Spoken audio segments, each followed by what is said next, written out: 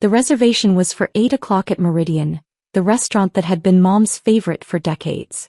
I'd booked the entire private dining room on the 3rd floor, the one with floor-to-ceiling windows overlooking the city lights. Mom turned 70 today and she deserved something special. I arrived early wearing a simple navy dress and minimal jewelry. Nothing flashy. I'd learned years ago that my family noticed everything I wore, every dollar I spent, every choice I made.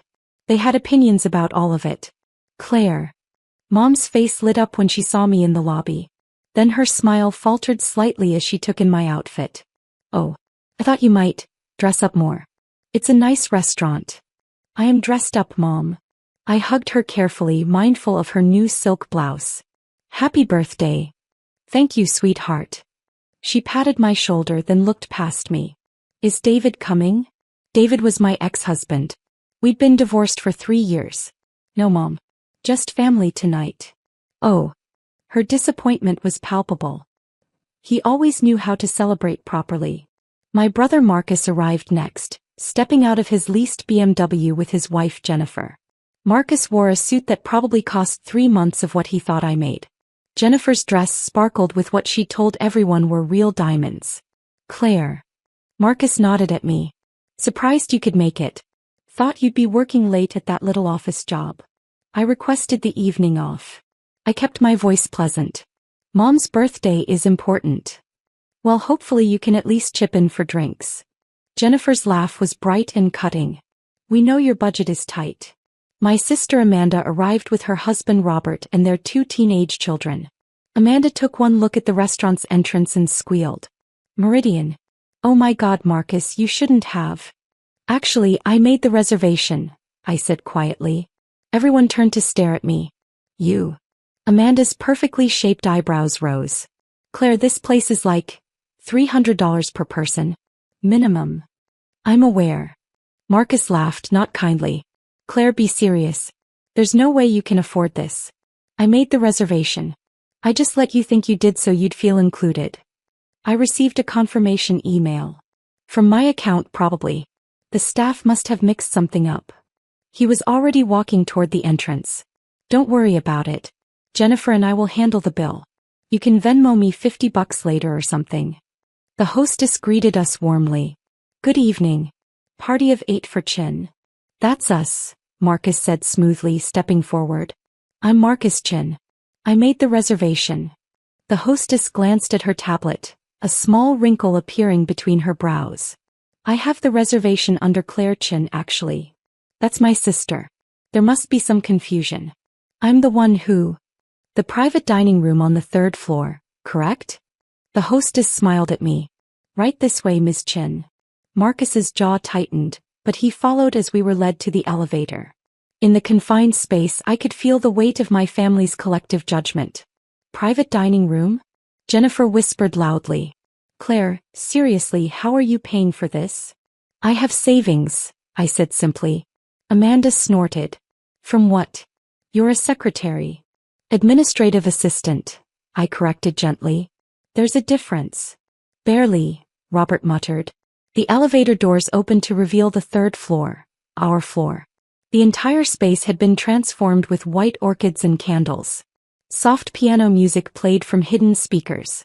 The long table was set with crystal and china, each place setting probably worth more than my family assumed I made in a month. Mom gasped. Oh, Claire. This is too much. It's your 70th birthday, Mom. Nothing is too much. But the cost. She was already looking at Marcus, her expression worried. Marcus, honey, are you sure about this? I didn't arrange this, Marcus said flatly, staring at me. Apparently Claire has been hiding some secret sugar daddy or something. Marcus. Mom looked shocked, but I noticed she didn't exactly defend me. What? Come on, Mom. Look at this place. Look at her life. She drives a 10-year-old Honda. She lives in a 1-bedroom apartment in an okay neighborhood. She shops at Target. He counted off each point on his fingers like presenting evidence. Now suddenly she can drop $5,000 on a birthday dinner? Maybe she saved up, Mom offered weakly, but her tone suggested she didn't believe it either. For years. For this. Amanda was walking around the room, touching the silk curtains, examining the floral arrangements.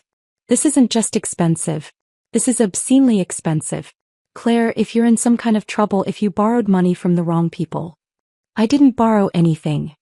I took my seat at the table, smoothing my napkin across my lap. Can we just enjoy Mom's birthday? Not until you explain this. Marcus remained standing, arms crossed. Seriously, Claire. What's going on? Did you max out credit cards? Take out a loan. I made a reservation and provided a credit card. That's all. Which will probably bounce, Jennifer Stage whispered to Amanda. A waiter appeared with champagne, Dom Perignon, the 2008 vintage. I'd selected it specifically because Mom had mentioned once years ago that she'd tried it at a wedding and loved it. Oh. Mom's eyes went wide when she saw the label. Claire, no. This bottle alone is probably $400, Marcus finished. Per bottle. How many did you order? Enough for toasts, I said calmly. Please everyone sit. Let's celebrate. They sat, but the atmosphere was tense. As champagne was poured, I could see my family doing mental calculations, their expressions growing more concerned and suspicious with each passing moment. To Mom, I raised my glass. 70 years of strength, grace and love. Happy birthday. To Mom, everyone echoed, but their eyes stayed on me. The first course arrived. Seared scallops with truffle foam and microgreens. Amanda photographed her plate immediately, probably for social media, but I noticed she didn't tag the location. Wouldn't want people asking how her secretary's sister afforded Meridian. So Claire. Robert cut into his scallop with surgical precision. How's work? Still with that small consulting firm? Yes. It's going well.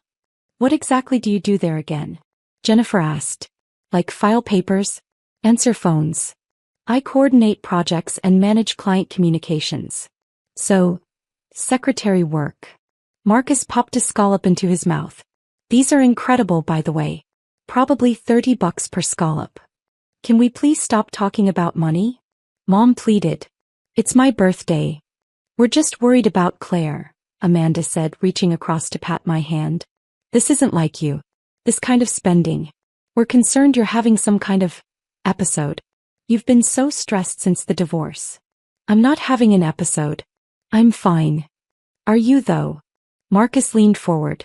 Because healthy people don't blow their entire savings, assuming you even have savings, on a single dinner. This feels manic, Claire. Impulsive. Maybe she finally got her act together, Robert suggested. Maybe she's been promoted or something. To what? Senior secretary. Jennifer giggled. I'm sorry, but that firm has like 12 employees. How much could they possibly pay? The second course arrived. Butter-poached lobster tail with saffron risotto. Mom made a small distressed sound when she saw it. Marcus, she whispered urgently. Maybe we should just order salads for the main course. Keep costs down. Mom, I already ordered the full tasting menu for everyone, I said. It's done. Just enjoy it. The tasting menu? Amanda's voice rose. Claire, that's the most expensive option. That's $400 per person before wine. I'm aware of the price. Then you're insane. Marcus slammed his hand on the table, making the crystal ring. I'm not watching you destroy yourself financially for some misguided attempt to prove something to us. I'm not trying to prove anything. Then what is this? He gestured around the room. What are you doing? I'm celebrating our mother's birthday. By bankrupting yourself? I'm not. You know what? No. Marcus stood abruptly. I'm not participating in this delusion. I'm going to talk to the manager right now and cancel the rest of this ridiculous order. We'll move to the main dining room and order normal meals like normal people. Marcus, please sit down, I said quietly. I will not sit down and watch my sister have a mental breakdown.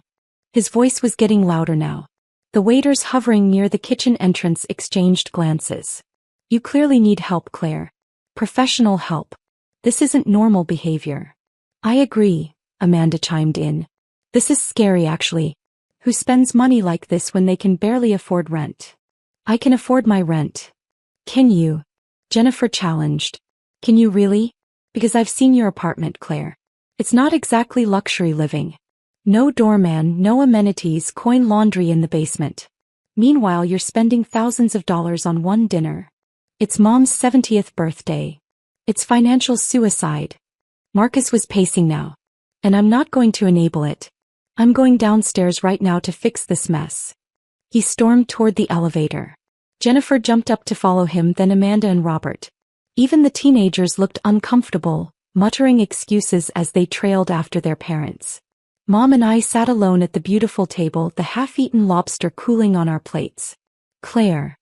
Mom's voice was so gentle, so pitying. Honey, if you're having money troubles, you can tell me. Is this about David? Are you trying to prove something because of the divorce? No, Mom. Because he did very well for himself. I know that must be hard to see. Him with his new wife, the big house, the trips. She reached over and squeezed my hand. But you don't have to compete with that. You don't have to pretend to be something you're not. I'm not pretending. Then where did this money come from? Her eyes were worried, almost fearful. Did you? Claire, you didn't do anything illegal, did you? That hurt more than everything else combined. My own mother, wondering if I'd committed crimes to pay for her birthday dinner. No, Mom. I didn't do anything illegal. Then I don't understand. Before I could respond, the elevator doors opened.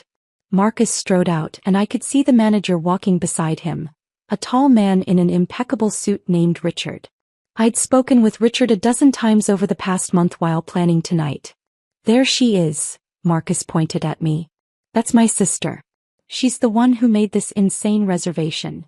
Richard's expression was professionally neutral.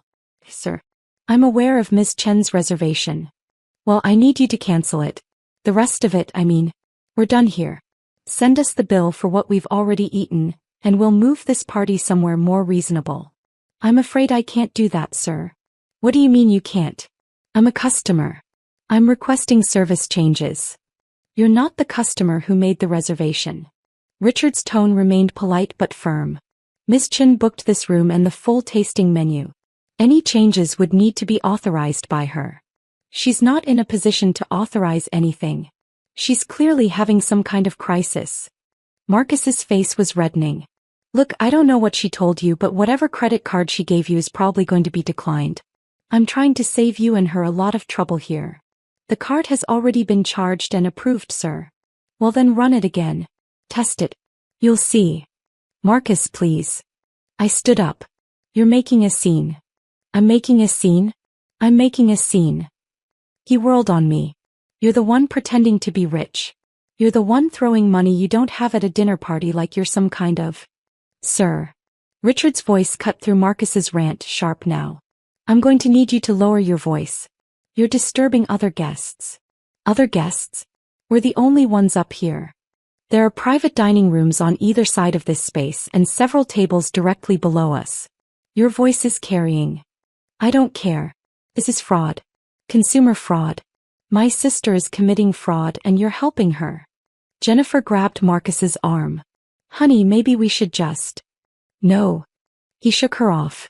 I'm not leaving until this gets sorted out. I want to speak to whoever owns this place. Get me the owner. Now. Richard's expression flickered, just for a moment, and I saw him glance at me. I gave him the slightest nod. The owner. Richard repeated carefully. Yes, the owner. Someone with actual authority who can see what's happening here. I see. Richard pulled out his phone. One moment, sir. He stepped away, speaking quietly into the device. Marcus turned to face me, triumph written across his features. This is going to be so embarrassing for you, he said. When the owner gets here and realizes you've been lying. I haven't been lying about anything. You've been lying about everything. Your whole life is a lie. You pretend you're fine with your mediocre job and your sad little apartment, but then you pull something like this. What were you thinking? That we'd be impressed? That we'd suddenly think you were successful? I never said I was successful. No, you just tried to show it. With money you don't have. He laughed harshly. God, this is so pathetic, Claire. Even for you, this is pathetic. Amanda and Robert had returned to the room, drawn by the shouting. They stood near the elevator watching. Is the owner coming? Amanda asked. Apparently, Jennifer said. This should be good. Mom looked like she might cry. Please everyone, can we just go? This was supposed to be a nice evening. It's about to get a lot worse for Claire, Marcus said. Trust me. Richard ended his call and walked back toward us. His expression was completely professional, completely unreadable. "The owner will speak with you now," he said. "Finally." Marcus crossed his arms. "Where is he? When is he getting here?" "She's already here, sir." Richard turned slightly.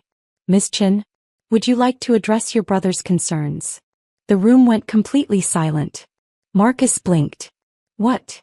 "Miss Claire Chin owns Meridian," Richard said calmly. "She has owned it for 4 years. She's also the principal owner of the Meridian Group, which operates 6 other restaurants in the city. I'm the general manager and I report directly to her." I watched the color drain from Marcus's face. "That's..." He looked at me, then at Richard, then back at me. "That's not possible." "I assure you it's quite possible," Richard continued. "Miss Chin purchased Meridian shortly after her divorce. She's been very hands-off as an owner, preferring to let the management team run daily operations, but she's here several times a month to review finances and operations." "Claire." Mom's voice was barely a whisper. "Is this true?" I took a breath. "Yes." "You own this restaurant?" Amanda looked like someone had slapped her. "This restaurant. And 6 others." I kept my voice steady. "The Meridian Group includes Meridian, Copper and Oak, the Garden Room, Saltwater, Provisions, Blueprint, and as of last month, Henrietta's Table." "That's..." Robert was doing mental math, his lips moving. "That's half the best restaurants in the city." 7 of the best, I corrected gently. "There's competition, obviously." Marcus was shaking his head slowly, like he could physically deny reality. No, this is some kind of joke. Some kind of..." "Richard, is she paying you to say this?" Richard's expression went cold. "Sir, I'm going to pretend you didn't just accuse me of accepting bribes. Miss Chin is absolutely the owner. I can provide documentation if you'd like, though I don't appreciate having my professional integrity questioned. But she's a secretary." Jennifer's voice was shrill. "She drives a Honda." "I'm an investor," I said quietly. "I work as a consultant because I enjoy the work and the flexibility. The restaurants run themselves for the most part. And I drive a Honda because it's reliable and I don't particularly care about cars. Your apartment," Amanda started, "is convenient to my office and has a month-to-month lease. I own 2 other properties, a condo downtown that I rent out and a house in the suburbs that I'm renovating." The silence that followed was deafening. Mom's hands were trembling. "Why didn't you tell us?" "I tried to, Mom. After the divorce, when David's lawyer was claiming I'd contributed nothing to the marriage, remember? I mentioned I'd made some investments. You said I was being defensive and that David was right to keep everything since he was the breadwinner. But you didn't say you owned restaurants. You didn't ask. You assumed I'd failed. I looked around at my family. You all did. And when I tried to explain, you talked over me. You told me to be realistic. You said I needed to accept my limitations." Marcus found his voice. "Claire, if this is true..." "It is true, sir," Richard interjected. "And I have to say, in 4 years of working for Ms. Chin, I've never seen her bring personal matters into this restaurant. The fact that she's allowing this conversation at all is generous." "Generous?" Marcus's laugh was slightly hysterical. "She's been lying to us for 4 years. I haven't lied once. I just stopped trying to convince you of things you'd already decided weren't true." I turned to Richard. "Thank you. I think we're ready for the next course." "Claire, wait." Mom reached for me. "The owner wants to discuss your behavior."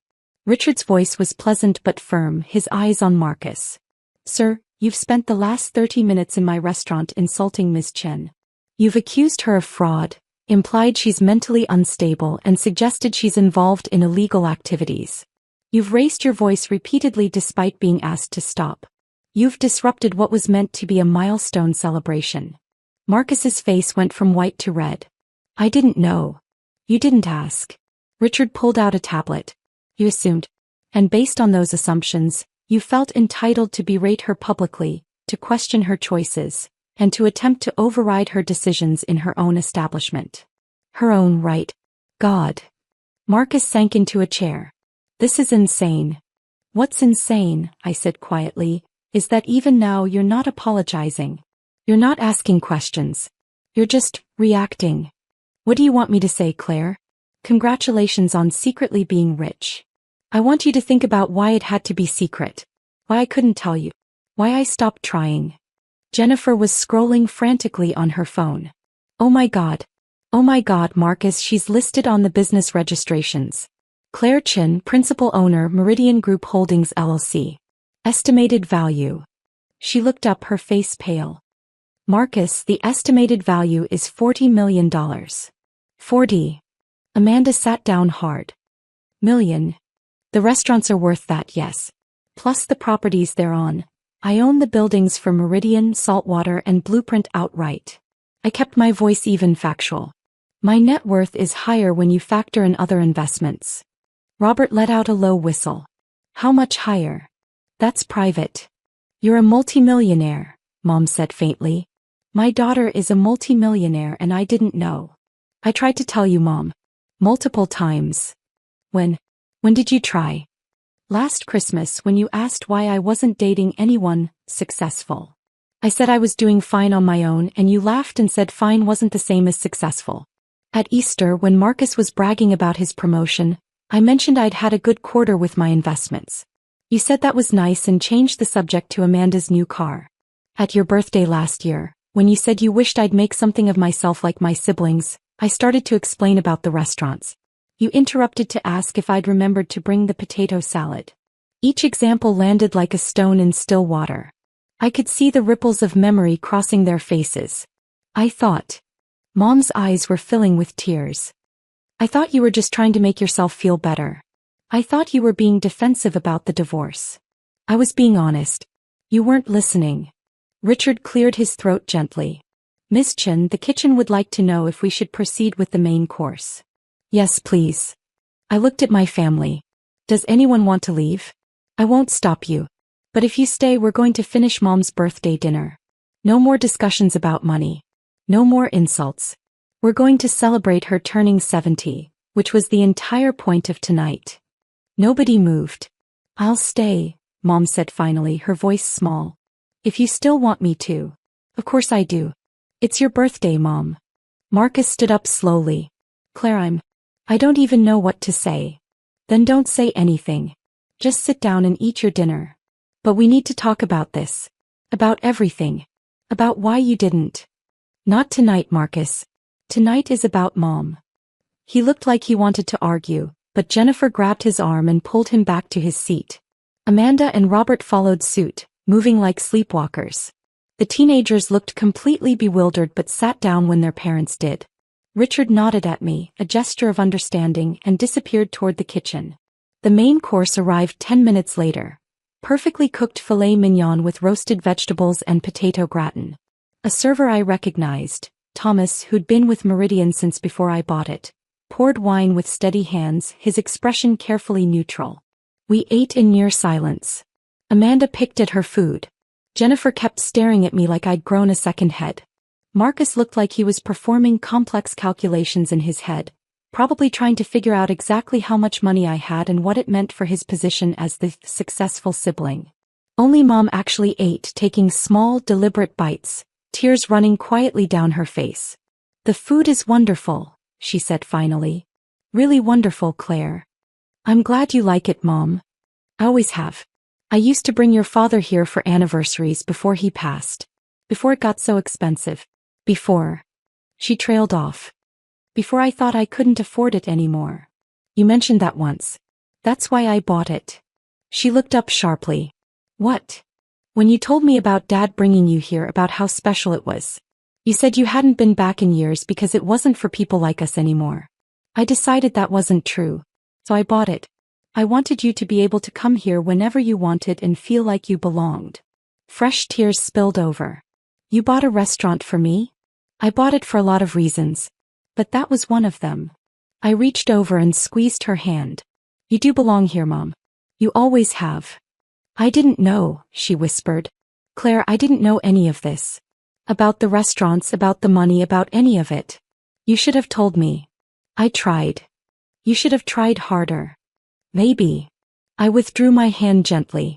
Or maybe you should have listened better. The rest of dinner passed in a blur. Dessert arrived. A custom birthday cake I'd ordered from Meridian's pastry chef, decorated with sugar flowers that matched the fresh orchids around the room. We sang happy birthday. Mom blew out the candles. Everyone pretended things were normal. But nothing was normal. Nothing would be normal again. As we prepared to leave, Richard approached with a leather folder containing the bill.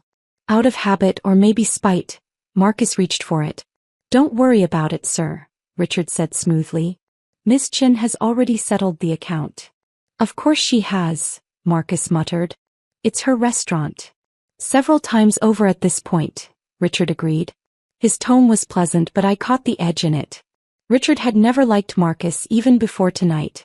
Marcus had been rude to servers on previous visits, the kind of casual disrespect that revealed character. In the elevator down, Jennifer finally spoke.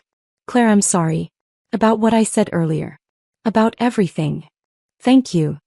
I had no idea. We all had no idea." "I know. But why?" Amanda burst out. "Why keep it secret? Why let us think you were struggling?" "I wasn't keeping it secret. I was living my life. You all just made assumptions and never checked if they were true." The elevator doors opened to the ground floor. Outside, the city sparkled. Marcus's BMW was parked at the curb, and I could see the valet hovering nearby. "So what now?" Robert asked. "Do we just pretend tonight didn't happen?" "We acknowledge it happened," I said. "We acknowledge that for 4 years, you all assumed I was failing at life. You made jokes. You offered pity. You never once considered that I might actually be doing well because I didn't perform success the way you expected." "That's not fair," Marcus protested. "You deliberately hid things." "I lived quietly. There's a difference." "Is there?" he challenged. "Because from where I'm standing, this feels like some kind of sick test. Like you were waiting to see how badly we'd treat you before revealing the truth. Like you wanted to humiliate us. If you feel humiliated, that's on you. I just wanted to have a nice dinner for Mom's birthday. In a restaurant you secretly own. That's calculated, Claire. It's her favorite restaurant. Of course I chose it." I looked at him steadily. "Would you prefer I took her to Applebee's to match your expectations of what I could afford?" He opened his mouth, then closed it. No response. Mom hugged me carefully like I might break. "Thank you for tonight, sweetheart. It was beautiful. Really beautiful. Happy birthday, Mom. We'll talk soon? About everything?" "Sure, Mom." But I could hear the doubt in my own voice, and I knew she heard it too. I watched them drive away.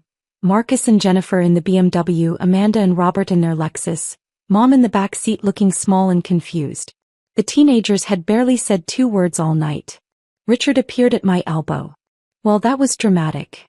Sorry for bringing family drama into the restaurant. Please. This is the most entertainment I've had in months." He paused. "Though I have to say, Miss Chin, I'm surprised you let it go on that long. I kept hoping they'd figure it out themselves." "Did you really? Or were you curious to see how far they'd take it?" I considered the question honestly. Maybe both. For what it's worth, I think you handled it well. Very restrained. I'd have had them thrown out after the first 5 minutes. They're family. Family who spent 4 years assuming you were a failure. Yeah. I looked up at Meridian's facade, at the warm light spilling from the windows, at the name I'd chosen when I bought it. They did. My phone buzzed. A text from Marcus. "We need to talk. This changes everything." But it didn't change everything. Changed nothing really. I was the same person I'd been this morning, this afternoon, this evening when they were calling me pathetic. The only difference was they knew the truth now. And somehow that felt more lonely than the assumptions ever had. Richard was watching me with concern. "You okay, boss?" "Yeah," I said. "I'm fine." And the strange thing was, I actually meant it. Another text came through. Then another. Amanda apologizing. Jennifer asking questions. Robert suggesting we all sit down and discuss this like adults. I turned my phone to silent and slipped it into my purse. Tomorrow there would be conversations. Explanations. Probably demands. For loans, for investments, for the kind of help they'd never offered when they thought I needed it. There would be awkward family dinners where everyone pretended tonight hadn't happened, or worse, dinners where it was all anyone could talk about. But tonight I walked to my 10-year-old Honda, drove to my convenient 1-bedroom apartment, and slept the sleep of someone who'd finally stopped trying to prove something to people determined not to see. And when I woke up the next morning to 17 missed calls and 43 text messages, I made coffee, opened my laptop, and got back to work managing my restaurant empire, one quiet, unremarkable day at a time. Because that was the thing they still didn't understand. I'd never wanted their recognition. I just wanted them to stop assuming I needed their pity.